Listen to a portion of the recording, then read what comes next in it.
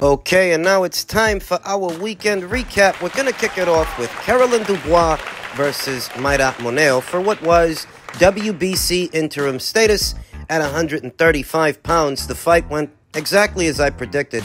This was an opportunity for Caroline to put her boxing on display instead of her brute force, which we often see how she is able to overpower and outfight opponents mid-range to inside because she's so fast and so strong.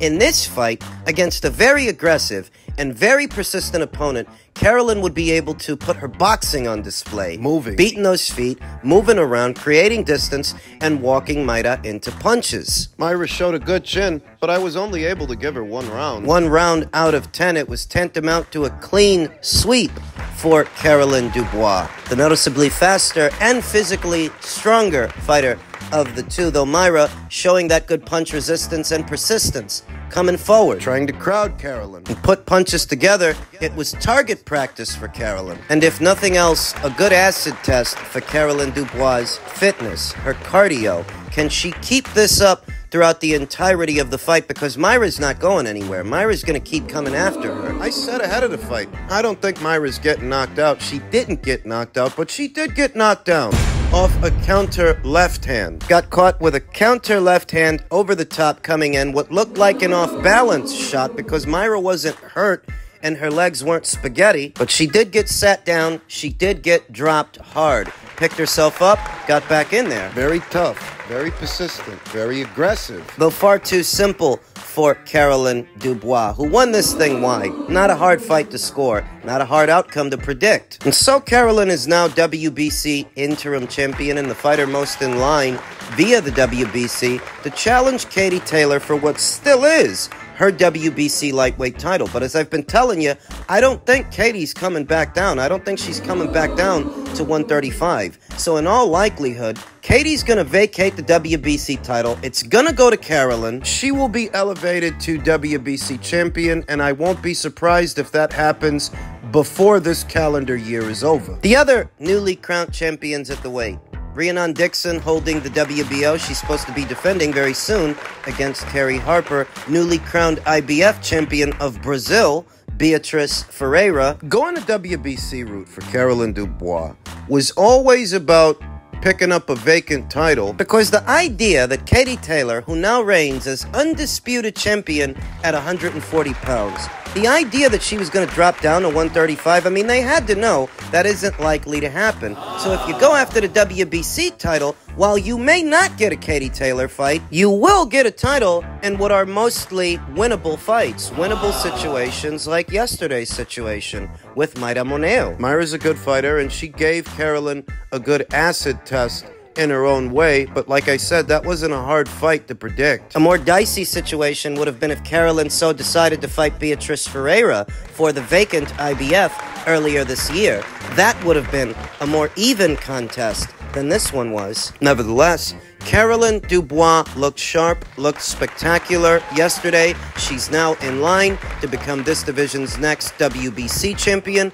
as I expected her to, and congratulations to her. We then move over to the Riyadh season card here in the US of A, on the West Coast, the David Morrell versus Radivojej Kalajdzic WBA title fight. Radivojej, an experienced guy at 175 pounds with a pesky style, seasoned. David Morrell, a newbie to the weight with a very high ceiling, though not a lot of experience, not a lot of professional bouts, not a lot of rounds in the bank. At a new weight. Rating his performance, I'll say this much.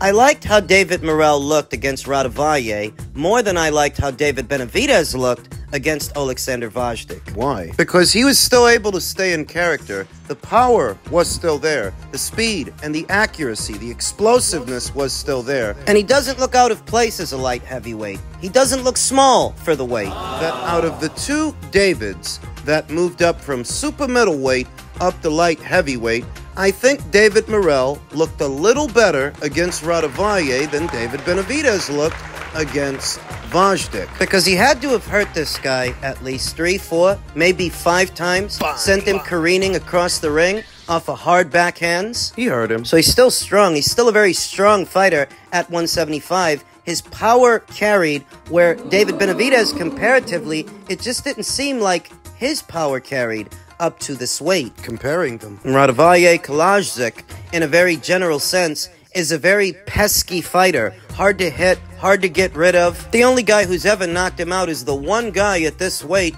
who knocks everybody out. Literally everybody they've put in front of him so far.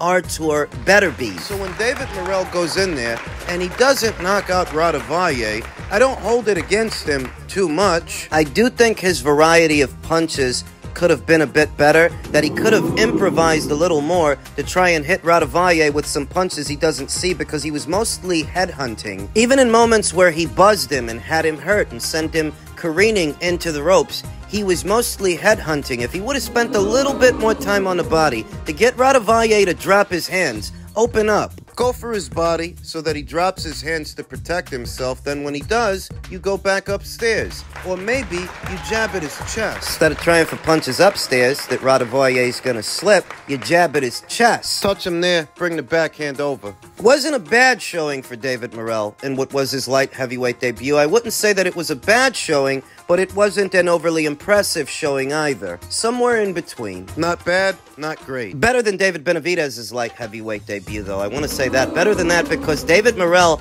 at least hurt this guy, and he hurt this guy more than once, so you know that there's power there, and it's only going to grow, it's only going to get better as he further acclimates to this division. I think David started off all right, but around the middle and towards the end, he got kind of flat. Though I can hardly castigate a fighter with only 10 fights going into this one, campaigning at a new weight against a seasoned veteran. I don't think it was a bad showing. It wasn't bad. Wasn't great. But it wasn't terrible. Those eggs need more bacon.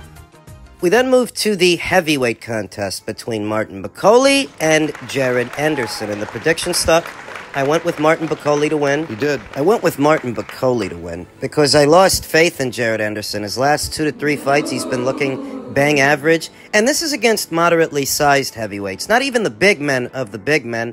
Portly heavyweights that don't speak to the challenges that he will encounter as he moves up the ranks. The challenges that he encountered yesterday with Martin Bakole. A very big man, bigger than Jared is used to fighting, and a very big puncher. Much bigger than Jared. So Martin Bakole scores a knockdown off a counter uppercut up the middle very early in the contest that only lasted 5 rounds. It didn't even make it to the midway point. At the start, Jared Anderson seems the busier fighter of the two, pecking away at Martin Bakole with punches that are having no effect on Martin.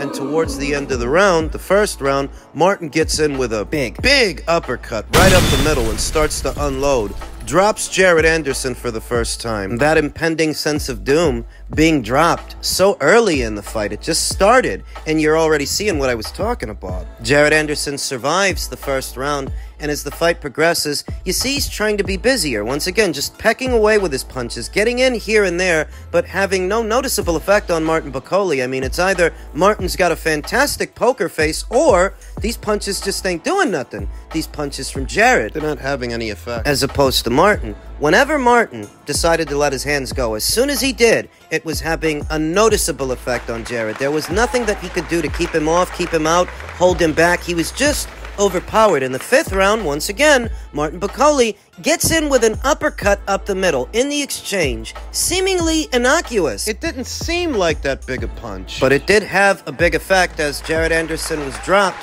for the 2nd time, rising to his feet, trying to hang in there and survive. Trying to keep punching. Rising to his feet again with that glazed over look in his eyes. You could see that the end was near. Martin gets in with 2 straight right hands that sent Jared down for the 3rd time. Jared didn't want to give up, though. I'll give him credit for that. He got up again, but got overpowered again. Overpowered by Martin Bakole, who knew his man was hurt. He was going to finish, and he did. The referee stepped in and stopped it because Jared was getting hit too much. It's demoralizing to get beat like that, the way that Jared got beat by Martin. But Martin is the kind of fighter that Jared Anderson had not yet encountered by fighting these portly heavyweights like George Arias and Rudenko and more recently Riyad Merhi. They don't speak to the challenges and the dangers that Jared would encounter as he moves up the ranks. So the moment that he steps up just a bit, just a smidge, it was a step too far. It was too much. Jared Anderson may have athleticism and speed, but he doesn't seem all that big on power for a heavyweight, and we know that he's not on the bigger end of the spectrum as far as today's heavyweights go, that today's heavyweights range anywhere from 6'5" to 6'8", where he's not that physically imposing. He doesn't look it. It was like watching a boy try to take on a man. Like you got a bad report card and your dad's letting you have it. In his boxers. Dick swinging around everywhere while he slaps you up in the living room. That's what that fight looked like, folks. Jared just couldn't hold him off. He doesn't have the firepower. Long gone are the days of the American blue chip prospect that everybody just seems to rally behind for no reason other than they are from America. The sport is now open to the world in a way that it was not before. Out there, you will find fighters like Martin Bakole who are not to be trifled with. The first warning signs that Jared Anderson would be in over his head once he starts fighting the big men among the big men was the Charles Martin fight. His bad habit of pulling back in straight lines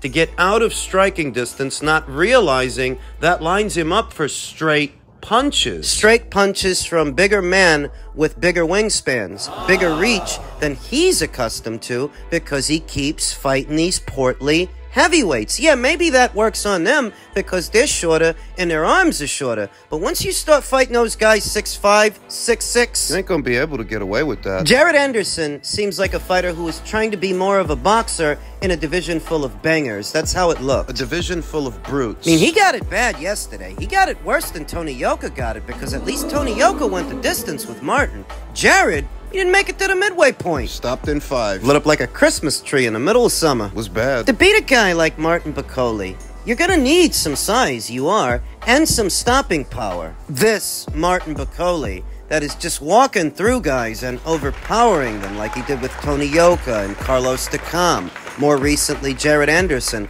I would say that Zile Chang, he's got a shot. He's got the height, the length, the stopping power, and the counter-punching to maybe do to Martin Bakole what Jared Anderson could not. Maybe a guy like that. But as far as Jared and any fighter like him who thinks he's just going to finesse and fiddle his way to a win. No, sir. Telling you, the era of the finesse fighter is done. The era of the finesse fighter is over. It's done. You're either here to kick some ass or you're going to get your ass kicked. Bitch.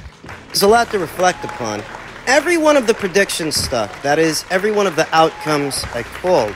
I picked Rayo to beat Isaac Cruz. I picked Ruiz on points or a draw. That if Ruiz don't win a decision, it'll be scored a draw. And I picked Crawford to beat Madrimov. We'll get into the finer details of those fights, what we saw, and what we can expect moving forward. For now, let's go to the main event. Let's focus on that. Terence Crawford off a year layoff, a year of inactivity at a new weight against the big, young, unbeaten champion in Israel Madrimov, a well-schooled amateur. That's what we saw several times on several live streams.